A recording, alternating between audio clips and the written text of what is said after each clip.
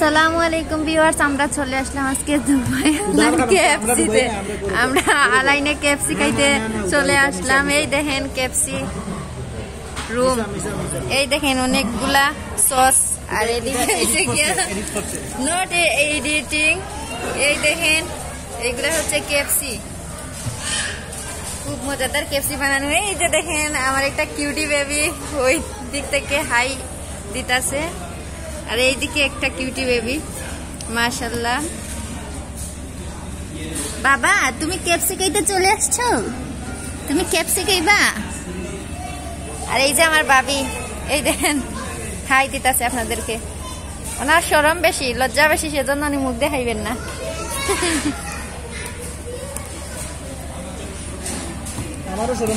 এদিকে আমার পাপা ঢুল বাজাইতেছে, আর ওনারও লজ্জা বেশি, উনিও বেটি মানুষের মতো লজ্জা বেশি, মুখ দেখে না কাউকে।